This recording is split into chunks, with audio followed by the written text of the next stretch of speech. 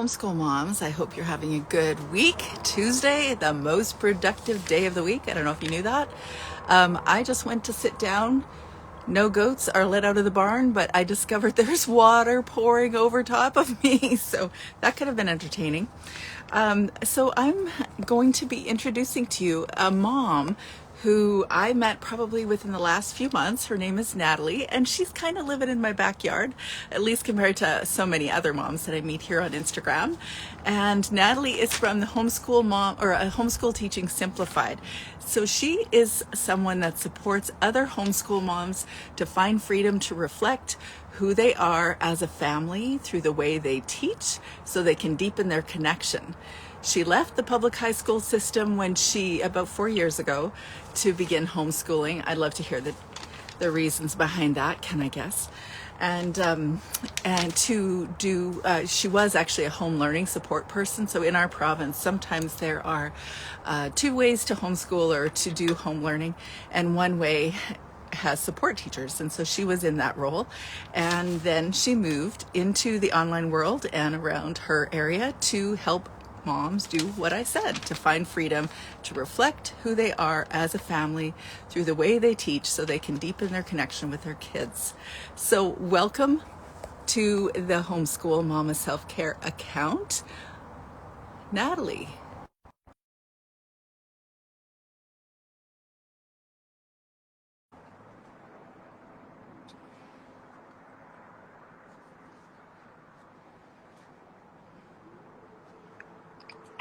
Hey, Hey, all I right. almost I'm in.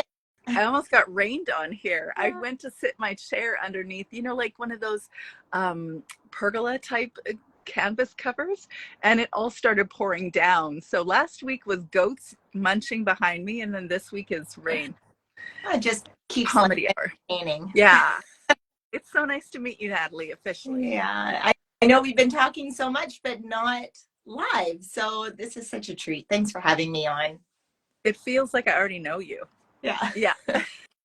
Yeah, for sure. So would you share a little bit, I'm guessing why you may have joined the ranks of homeschooling yourself 4 years ago, but tell me, maybe I'm wrong. What brought you to homeschooling? You know, a lot of people left the public school system as teachers because they didn't like the public school system. And that's not necessarily the case for me, actually. I really enjoyed teaching in my local community. I taught mostly high school sciences and upper level biology, even a bridge program into health sciences with BCIT.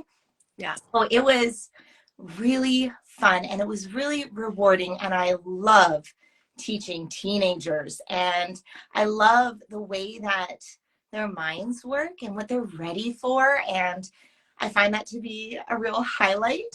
And so it was bittersweet leaving the public school system. It was more so motivated out of love for my own children.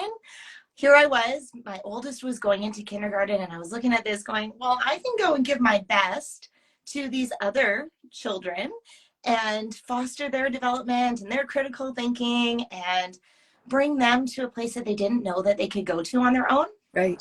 And then I'm going to send my child to somebody else Right. who is going to teach them to who knows what standard. I want the best for my children, and I knew that because I know my children better than anybody else does, I know what's best for them and how to piece things together for their own personalized learning plan.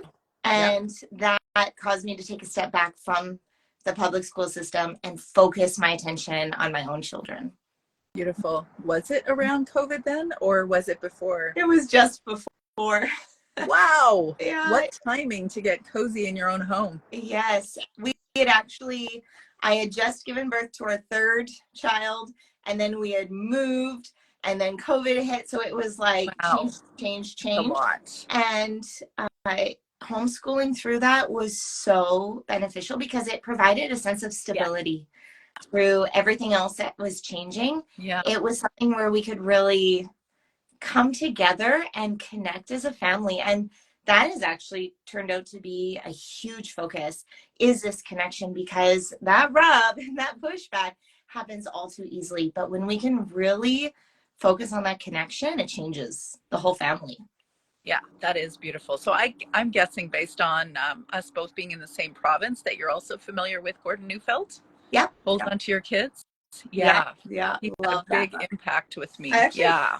have it right here. Yeah. It's in my book club for a reason. And that's one I'll just keep revisiting. Mm-hmm. Everything related to attachment. I don't know. The discussion of attachment was very different in like the 90s. It just had a different energy. It had a different focus. And now the discussion of attachment is kind of core to us as humans going through early development and feeling really connected to our parents, feeling validated, feeling like we're seen and heard. And it has a profound impact on us as we adult or as we grow up. And I'm guessing you're seeing that with your kids, or some element of this you're really connecting in with yourself as you actually share that you want to help people connect with their Oh, kids. yeah. I mean, I'm in my mid 30s here, and I have just found myself Yeah. because back when I was a child, no fault to my mom. I love my mom very much. But what I'm trying to get at is that I was in this system where I was meant to come into alignment with who I was supposed to be. Yeah. And I wasn't given that same freedom to really find who I was for myself. Yeah. And so now, 30 years later, I am finding what that really means and where I kind of Yeah. land on things and what my message was to the world. I didn't really know what my purpose was, what my message was. How do I even communicate with people if I don't know what I want to say? How can I be heard?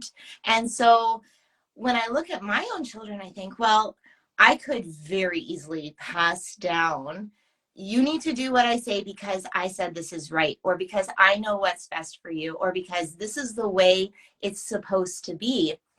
And what's going to happen? They're going to grow up the same as me. They're going to rebel against me when they're teenagers because they're trying to find who they are. Yeah. They're trying to explore what this looks like for them and how they think and what they like and want. And so if we can tap into that really early on and teach them how to think for themselves, think critically, Yeah. think creatively, even just think about how they tend to learn and understanding Yeah. themselves, that and we can accept that they are their own individual. They may not be People. exactly Yeah. like us. Yeah. Yeah. That brings a connection. It's when we try to put something on them that they rub, they push back, we get resistance, we get fighting, Yeah. and that doesn't work out. Yeah. You know, for the person asking, the book is called Hold On to Your Kids. Is that Amy? Yes. Yes, Amy, it's Hold On to Your Kids I by really do Gordon. have it. Yes.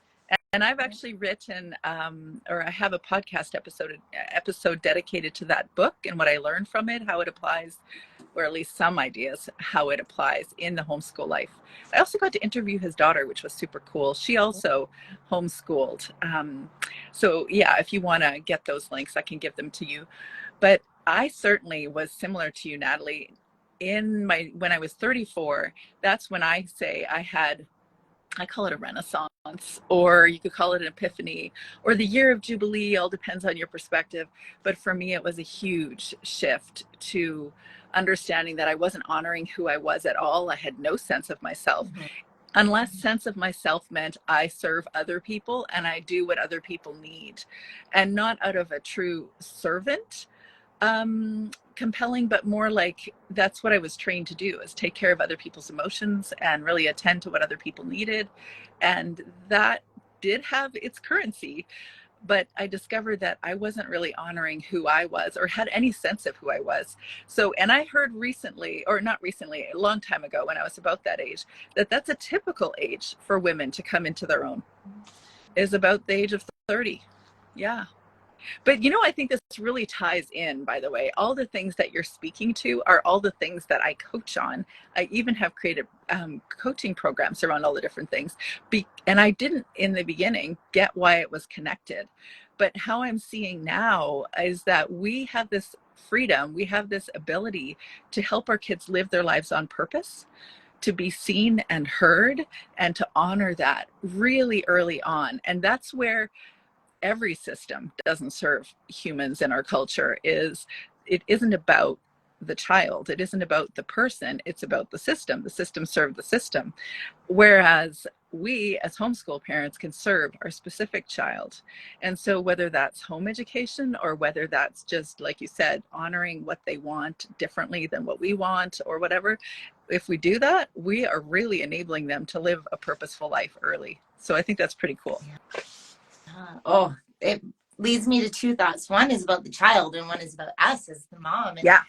for our children, then we have this privilege of personalized learning. And that can seem a little bit of a big word, like, oh, that sounds like a lot of hard work, personalizing all of their learning. But that's essentially what homeschooling is. We're finding what our children need, using our intuition, knowing that, well, that's not working.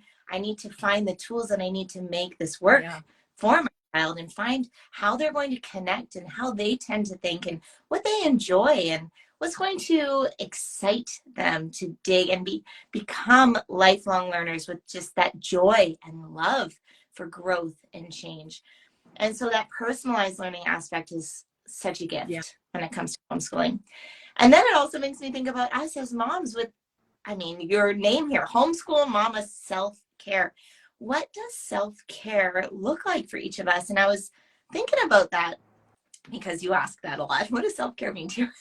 And there's so many things that we can do for self-care.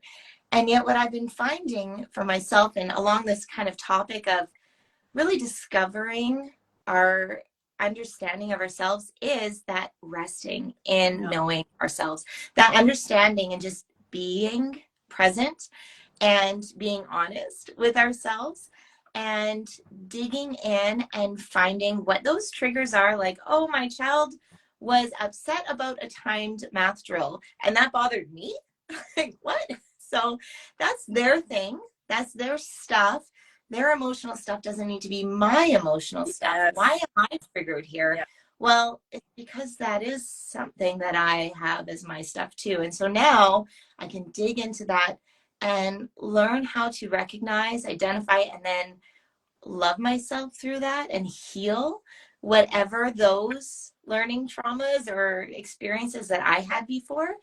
And for me, that has been the most compassionate thing that I've ever done for myself and been the most impactful form of self-care that I've ever experienced. And I want my children to experience that a lot earlier on. To be seen and heard, and whatever they feel or experience matters. But what you spoke to yesterday, I was in a workshop and discussing my burnout prevention plan, which is like one of the things that I don't think has enough discussion, at least in the homeschool realm, is not personalizing when a child does react to you, which, by the way, I have done off the charts. I've done it so many times. But recognizing when I'm doing it, looking at myself and saying, okay, what's going on right now? Because just like you said, what does it matter that they don't want to do the thing right now? And so really unpacking that, like, what's the source of that? It could be because we're worried that our mother-in-law at Thanksgiving is going to ask us or ask our child their times tables, because that's fair enough. That didn't happen in my family, by the way, but it's fair enough because people randomly do it in the grocery store, and people definitely do it around the Thanksgiving table. We're both Canadians, so we just had Thanksgiving. I'm so accustomed to actually chatting with people that aren't. But anyway, there's a reason why we get unrealistic expectations, and we tell ourselves these have to be done. Now, we all have different reasons for this unrealistic expectations. So not coincidentally, I'm going to be going from here into my Facebook group to talk about unrealistic expectations. It all is interconnected. Everything we always talk about, whether it's in lives or wherever, it's always interconnected. But if you can actually write down the reasons why you think you have this idea that your child needs to know how to read is a big one before they're 6, because there's some sort of magic potion that happens when they're 6 and they can read. And most kids probably do, but not everybody does. And there's no magic about them doing it, or graduating with a high school diploma at the age of 18 and being able to enter into college at the age of 19. Some of us do it later too. There's some unrealistic expectations there that are pretty common, but if you write down what the unrealistic expectation is, then begin to dissect it, or have someone help you reflect back what your expectation is, then maybe it can release. Yeah, I think also with love, Jamie Renee had written in the chat here about the public school system being so stifling. Yeah. We get expectations not only from friends and family and the risk at the Thanksgiving dinner table, random people in the grocery store, maybe even the Ministry of Education, like how you mentioned in BC, we have these content requirements if you are enrolled.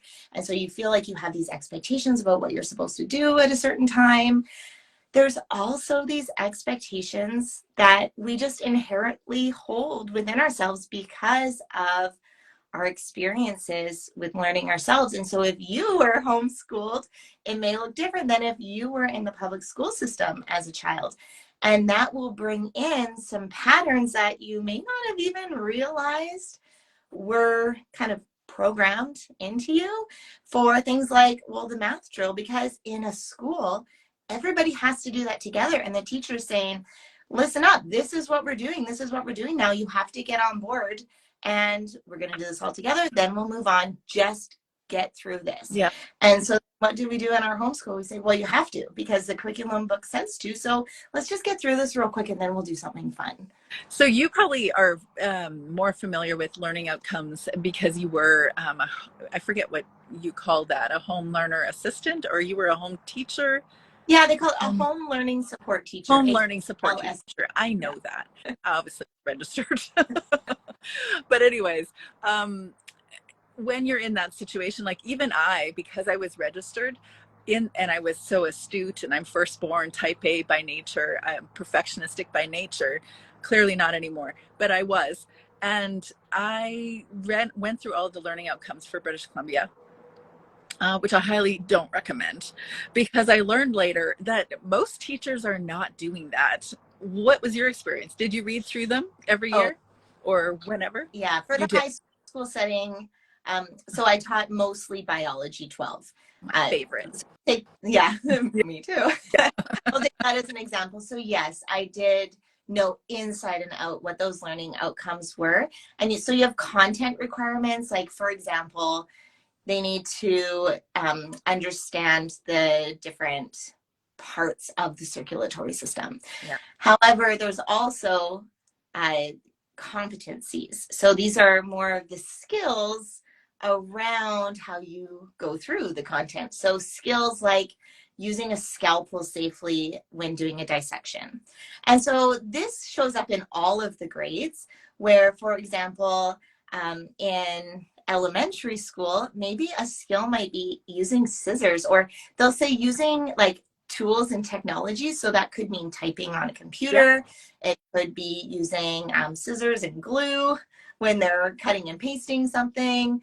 And then that you have the content requirements. However, it is really flexible at the same time. So it's not as stifling as some would have it be. So if you have something for space, studying space in one particular grade, you can actually choose to do that up to 2 grades ahead or 2 grades behind when the grade level requirement is. Yeah. And so that way, if you have children that are a couple years apart, you can do that at the same time, check off those boxes for both of them, even if it's not. So how does it feel like it fits with you now that you're homeschooling? At first it didn't fit. Yeah. I thought this will be great. I love curriculum development and design, and I'm very organizational. And then we got to the homeschool and I thought, ooh, seeing the back end of this, I just felt like I needed to do that perfectly. And I thought, well, I'm also my own child's teacher, so they might be auditing me. I need to make sure it speaks for itself. So all of my posts of what my children were doing were like perfectly laid out and meticulous, and I found that stressful. I didn't want to be teaching that way. I wanted more of that unschooling approach, and I You felt like did. Hmm. I wasn't able to because I was trying to do these expectations about what it was Yeah. supposed to look like. Yeah. So we registered. Yeah. I am no longer a home learning support teacher. One Yeah. of the reasons being because I wanted to register. The other reason being, as a home learning support teacher, I was supporting children, and I really felt the call to be supporting moms. Homes, Yeah. how Yeah. can we support each other more? Because that was so focused on the child, reporting, supporting them with their learning, not so much actual mom strategy. So Yeah. that's what I do now. And would I enroll again? Maybe. At this point now, I don't feel as tied to those check boxes. Yeah. I I still did as a registered homeschool mom. Not, I mean, I didn't know about the actual boxes, but yeah, I was always like, oh, like I still do this. Okay, I still do this. I have 3 kids in university. My youngest is in grade 10. And when I hear someone or I see someone misspell something, I'm like, oh, we got to tell them. I got to tell them. I still feel the compelling. I do it carefully, especially depending on who it is. But I do feel that compelling. But it would turn out everyone has gaps. Like everyone has gaps. And you know that because you didn't get to 100% on every test in school, because you can't compete with God, Google, or ChatGPT. Everyone doesn't know something. So we can render it. Who cares about gaps? We got to let that one go. oh yeah, even if we somehow did learn everything, by the time you graduate, you're not going to remember it all. You're going to remember the way you felt about learning. Mm. And so that is so much more important than what was learned.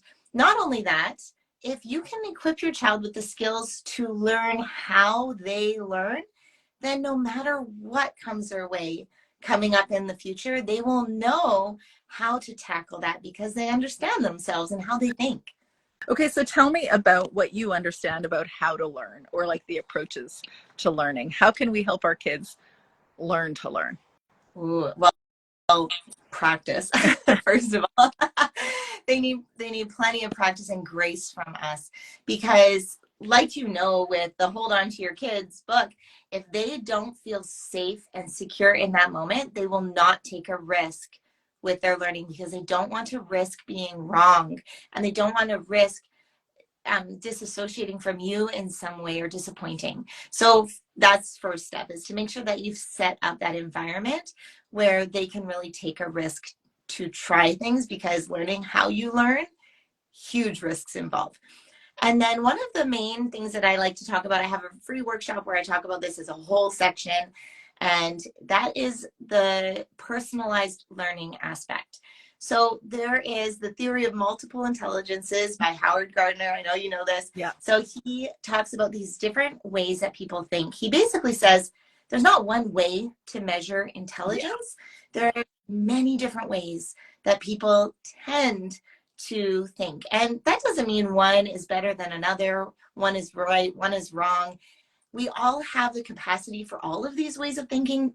It's just that we tend to process information more easily in certain ways. So when we give our children a nice variety of all of those kinds of learning, things like logical, mathematical, kinesthetic, musical, naturalistic, when we can expose them to these different ways through these different examples, like geocaching out in nature, Fun. like, yeah, it's like you get a compass, you're looking for a box, and you're learning the latitude and longitude right out there. Or for somebody that is a lot more logical, maybe you take them to an escape room, or you get like a mail order mystery, or musical. Can they learn fractions based on musical notes? All of these kinds of opportunities allow your child to learn how they connect to the world. And once they figure out, oh, I really connect in this way, then you can provide opportunities in that way while still also providing other opportunities so they can get nice and well-rounded. But they know now that if they're struggling with understanding a text of history, well, watch a documentary. Now they can stick that into their own words. They can comprehend that and work with the information. Yeah, that's beautiful. Those are lots of great ideas. Mhm. Yeah, it's fun, isn't it? I just think the entire homeschool thing is a lot of fun. When your kids start to get interested in something, I mean, I've not done this yet. I can't believe I haven't done this. I have done it in a course that I made, but I don't routinely discuss how to make a unit study on the fly. But you can, after a few years, I didn't go to my lesson plans anymore because I did create lesson plans early on and I followed a very detailed 8 to 4 kind of routine with my very young children, and did things all throughout the day. 3 read alouds, like you name it, I did it. And then I started to realize, wait, I can actually follow their rabbit trails. I can actually follow their interests and use that in context of, like you said, all this different kind of learning, and also mentally for my perfectionistic tendency, to satisfy my perfectionistic tendency, understand where their learning might fit into certain subject areas so that I could tell myself, it's okay, you're doing okay. Today they did pursue things that were in all these different categories. And not that I think that we need to do that, but I think sometimes it helps to release us from unrealistic expectations of what school should, or our homeschools should look like. But you know, there is somebody that added here, how Hadika, am I pronouncing your name correctly? She said, how can I make my 3 or 4-year-old kids habitual or of book reading, though they don't know how to read? But how can I develop this habit? I'm curious your thoughts. My instinct is don't try to make them read, but read a lot with them and to them. Create a really rich literary environment. 100% agree. Our local library has this program and it's called 1000 Stories Before Kindergarten. Oh, They don't expect that the child is reading these stories, but what you yeah. do is they provide book lists of a variety of different kinds of categories of stories. And as you read these stories, you can either have your child bingo stamp or you can write them down. And I've saved actually for my first child the books that we did so that I can use them again and go back to the favorites. And so that instilled just such a love of reading in my first 2 children. And now they even read to my youngest a little bit, Yeah, which, it's not which fun. actually can be a little bit of an iffy Oh, sure. subject if because sometimes your oldest child may not have quite the same inflection in their voice or pronunciation or pauses in a period, things like that. Although I'm not worried about that with my Yeah. oldest. She's only 8 and she's reading to our 3-year-old constantly, and she she reads like she should be an audiobook Yeah. like recorder. I'm And sure. so what it really worked to Yeah. just read. And then when we got started, I got started with phonics flashcards. Yeah. And that I would just whip out every once in a while and I would say these with them. And the thing about that though is you need to know Yeah. how to say Yeah. letters. I And was in a massive learning curve in the early homeschool years. yes, But it turns out by the time my third was learning to read, she actually learned to read by herself and she did whole word reading. And I was like, what are we doing here? This is not how I was thinking we should be learning. But she really was learning them. But yeah, all the phonemes and all the diphthongs and all the things totally new to me in the beginning yeah, years. that's how it happened with me too. We were doing these flashcards, not the letters, but the letter Yeah. sounds. So we're saying a, not just A or B, we're saying B. Mm-hmm. So in that way, they just kind of picked up reading. It seemed like out of nowhere. Yeah. We also did use some workbooks that had a phonetic base to them. Mm-hmm. So that's how we approached reading. So again, we don't need to be doing workbooks with our children until way later on. You can hold off on that as long as you want to. Yeah. You don't even ever have to do workbooks. You can provide a solid education for your child through different materials and ideas and manipulatives. And so, yes, for a 3 or 4-year-old, habitual book reading, read to them Yeah. often. When your voice gets tired, put on an audiobook. Mm-hmm. And that's a great way to instill not only a love of reading, but a love of listening, which helps. Yeah. Well said. That's true. Yeah, there is an element. Although there are certain kids that it's just more challenging. And yet, they do have a harder time. And I did learn to let go of my notion that we should all just be sitting around together, fully engrossed in the story, that actually younger kids really do pay attention more when they're doing something with their hands. And some kids do, just even when they're a lot older. So just let them play with Lego or do whatever. And then come the teen years, and then you have to negotiate and say, am I going to try and insist that they sit down with the younger kids to do circle time, is what I called it when they were little. And then when they got older, I tried to transform it, and I called it literary hour, which worked for only so long. And then you just have to let it go. But isn't that going back to those expectations that we have? Like, you are meant to sit here with your hands folded and looking at me the whole time while I read this book to show me that you're listening. But really, does that necessarily need to be looking like that? Could it look different? Is this something that we can compromise with, that they play with Lego, or if that's too noisy for you, they could even weave threads, shoelaces through those things. And then when your child gets older, they could read it to the younger siblings, or they could read like a version in another language. Yeah. So many possibilities. I do recall someone saying to me that, oh, I don't know if you should be doing this homeschool thing. It's going to disadvantage your youngest child, because he was a baby. And I remember thinking, no. But then I did discover that, yes, indeed, he had a very different experience than the older three kids. And yet, like somebody sat him down in a barber shop when he was really little, and I think he was like 3 or 4, and said to me that, you can register him for kindergarten this next year. So what haircut do you want for his kindergarten photos? And I was like, what? He's like 3 or something. But no, it wasn't even on my radar.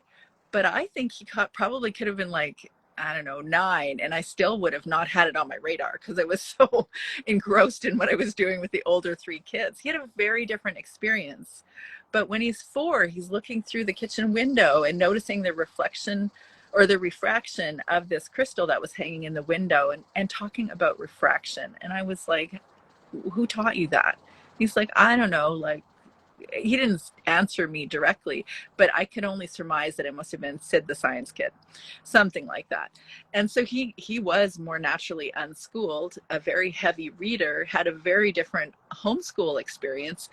It was different, but it was actually very rich. And just like you said, I mean, I actually think the most advantaged kids are the youngest ones. Advantaged, I said, right? Because the older ones are also teaching. So we are doing homeschool high school biology, chemistry, physics at home here. Not me teaching it, but my oldest daughter is actually bringing the youngest kiddo along and doing all sorts of things with him that he wouldn't have seen when he was 8 or 9. So there's, so many advantages. Yeah, and going back to what we talked about earlier, we are changing every day based on these experiences that we have, what worked, what didn't work with our first, second. By the time you get to a third, fourth, fifth, sixth child, you are a completely different person. Parenting and homeschooling that child as opposed to the first time around. And so, yes, every child is going to get something a little different from you, because first of all, you're growing and changing through the process. And second of all, they are a different person with different nuances, different ways that they learn, different tendencies for how they think, right? So we definitely want to take those things into consideration and not say, well, this worked for my first child, I'm just going to force everybody else to come into alignment too, because that's easy for me. I already have this teacher's manual. You're doing the same books. Instead, I mean, my youngest, he's a very experiential learner, and he wants the experience, so much so that he's happy to take the consequence if it gets that he did the experience. So navigating that is a lot different. So now, instead of learning about water from a show or a book, he needs to actually physically touch and play with water in a different kind of way. Yeah, they're all very different. It really does help to learn a little bit about learning. There was a book, Learning How to Learn, by Barbara Oakley. that one was a profound, like really profound shift for me in how I was approaching my kids in homeschool when I realized how people actually learn. And it really freedom based for me. It really helped to free me from, again, unrealistic expectations.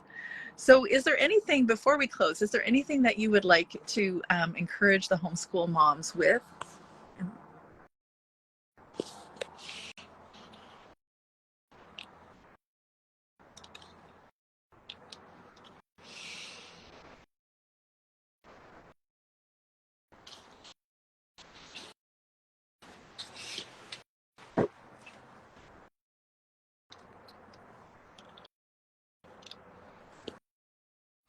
Can anyone confirm that they can still hear me?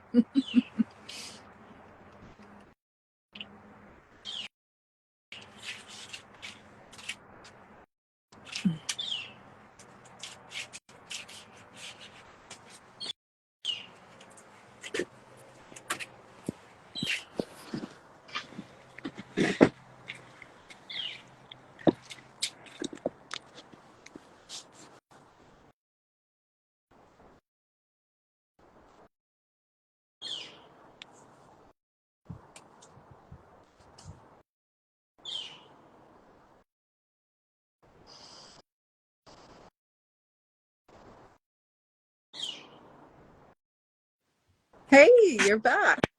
I have no idea what I pressed something Yep. in there. So Yeah, welcome to apologies. technology. So what were you saying right at the end there? Oh, Learning how to learn. That's what I said at the very end. sorry, I got. Oh, I was asking you what you would like to do to encourage the homeschool moms before we close. Yeah, thank you. Thanks for allowing me to come back on and share this part. Oh, yeah. Because on the one hand, we know that this is their learning process. So there's nothing that we can do to make this learning happen with that. Yeah. And it's their responsibility to figure out how they learn and how they think. And that's a real encouragement. And yet, on the other hand, we still have a role to play in terms of guiding them and stretching them in a way that they could never get to by themselves and on their own. And so it really is about doing what you know intuitively your child needs. And anytime you're feeling like, something's not quite right here, dig into that and decide what can you find out in order to make this a little bit easier for them to process the information, and how can you support them without taking the pain away? Not like, oh, this is too hard for them, I need to take that on instead, because it's not your responsibility to take it on. So it's really it's a balance, it's a dance where we support and guide them, but we're not pulling them from the front, we're not pushing them from behind. We're linking arms side by side to walk alongside them while they do this for themselves. And so that's I love that. the big encouragement. And find the support that you need in order to do that. Find great mentorship of other homeschool moms that can speak into your life, that can encourage and guide you, because this is a joy and this is a privilege. And when you start to feel like it's getting tough and you're needing to go take like 2 days out by yourself to take care of yourself, then that's not a sustainable approach. You want to definitely dig into those moments when you feel triggered and find out why, and learn how you can be a stable and strong support for your child. Because as you make those shifts in yourself, that naturally benefits them too. Yeah, that is the truth. That is the truth. Yeah, it was such a pleasure chatting with you. And we're going to have to do this soon. And if you come through this area, let me know. We can have coffee, which of course is very unusual. When people realize where I am, they're like, you're really out there. Have you ever made it to my part of the province? Oh, yeah, there was, well, not often, but there's a camp up north at the top of BC that in Smithers that I've gone to as a camp counselor before, and I'll never forget it because the stars were like nothing I've ever seen before. Beautiful. I'm actually in the Kootenays, over in Nelson in the Kootenays. Oh, No, yeah, gorgeous place. So come for yeah. coffee. We really good coffee. And it was really a pleasure to chat with you finally, Natalie. And everybody go check out Natalie if you haven't already and see how she can help to simplify your homeschool. Thanks again for having me, Teresa. Such a treat. Yeah, we'll talk to you soon. Okay, bye. Bye.